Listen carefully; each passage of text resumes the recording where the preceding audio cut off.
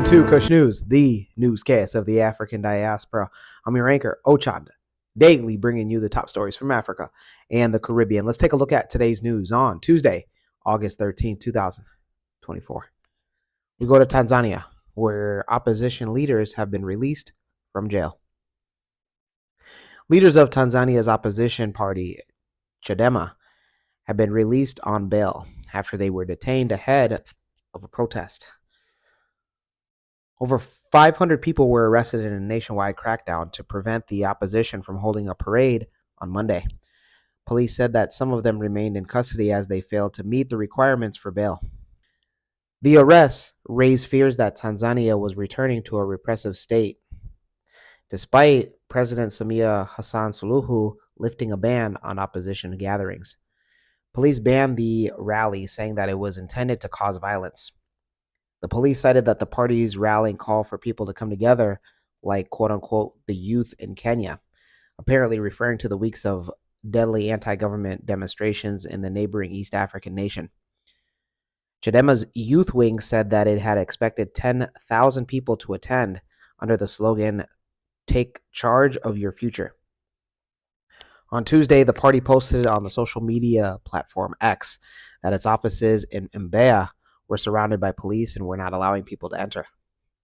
The spokesperson for Chadema, John Mrema, confirmed that the release of several party leaders, including senior officials, had taken place, but that several others remained in detention.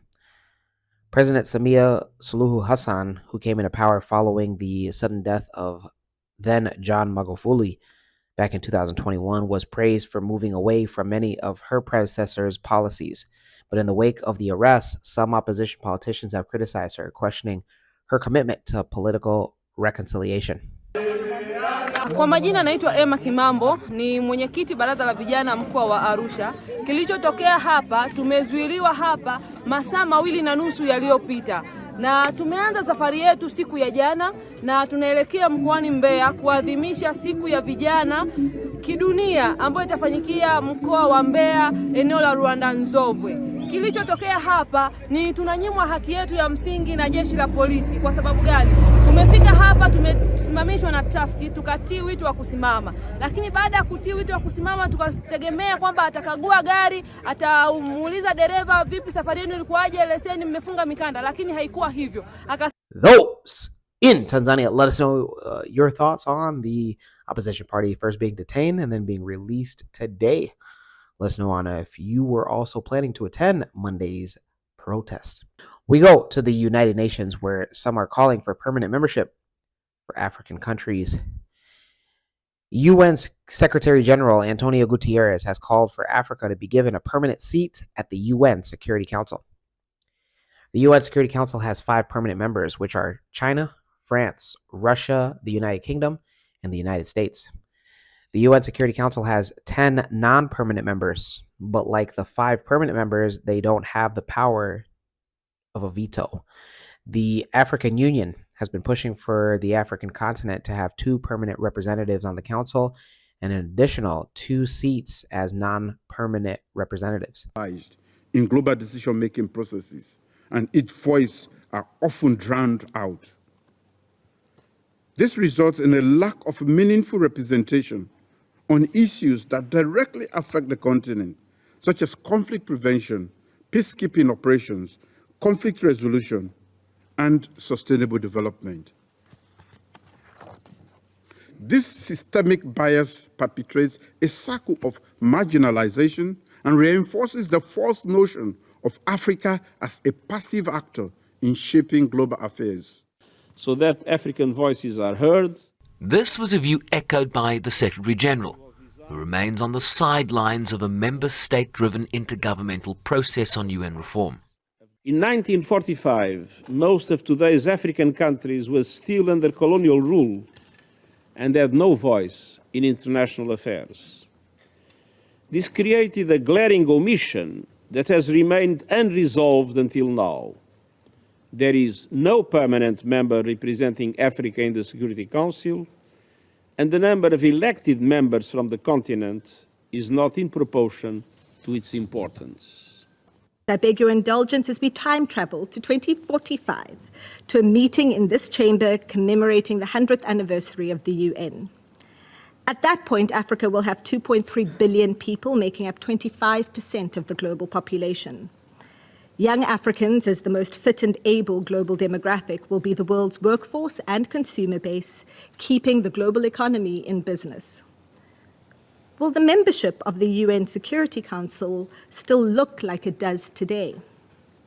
Or will the diplomats seated here have had the courage to tackle head-on the power relations preventing meaningful reform? Those at the United Nations. Let us know your thoughts on some of your guys' members, including the Secretary General calling for a permanent seat for members of the African continent. Let's go to Botswana, where they welcome home an Olympic hero. Tens of thousands of people packed a stadium in Botswana to welcome home sprinter Leslie Tebogo. Tebogo won the men's 200-meter final to secure the country's first ever Olympic gold medal. Supporters waved the country's blue and black national flag as the Olympic team touched down in the capital on Tuesday. The athletes paraded the national stadium on a rooftop bus, waving at fans enjoying a half-day holiday declared by the president to celebrate Tebogo's success. Before Tuesday's celebrations at the stadium, hundreds of supporters from the Southern African country gathered at the airport to get the first glimpse of the Olympic team. Traditional dancers wearing animal skins and beads were there to start the party as the athletes appeared. President Makwisi Masisi exhibited some of his own dance moves, dancing on the tarmac as an aide held an umbrella to shelter him from the hot, scorching sun. From the airport, the athletes were transported to greet a much bigger crowd at the national stadium. After winning the 200-meter, Tebogo dedicated his medal to his mom, who died in May after a brief illness. Those in Botswana, let us know how proud you are of your guys' men, as well as the man himself, Tebogo. I got to watch the race live, actually, and man, what a time! What a time to be alive! What a time to be an African! Congratulations to Botswana, and of course, Mr. Tebogo. Let's go to the Caribbean, and there we go to the Atlantic, where Tropical Storm Ernesto makes landfall. Tropical Storm Ernesto reached the northeast Caribbean on Tuesday, as it took aim at Puerto Rico, where government officials have closed schools and offices.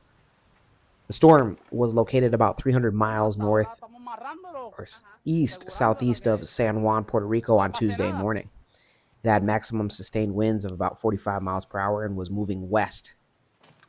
Puerto Rican Governor Pedro Pierluisi said that he has urged people to seek shelter by early Tuesday evening. He activated the National Guard as crews across the island visited flood-prone areas and elderly residents as part of a last-minute preparation. Forecasts have warned of widespread flooding and possible landslides, with 6 to 8 inches of rain for the country of Puerto Rico and the U.S. Virgin Islands.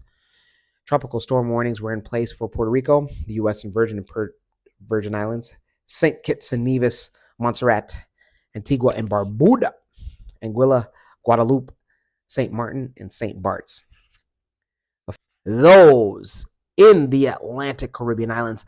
Let us know your thoughts. Let us know on also if you are in a safe place, and if there's any way that Kush News can get the message out to those in need.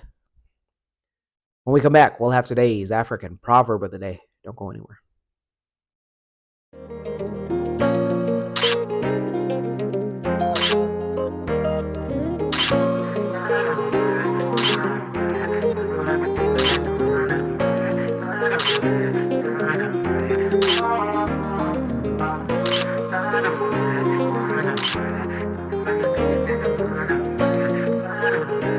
New release of the Spring Summer Collection. Visit www.mccadero.com. Welcome back. Let's take a look at today's African proverb of the day, and it comes to us from the Ashanti. And it reads, "What is bad luck for one man is good luck for another." Once again, what is bad luck for one man is good luck for another. Ashanti proverb.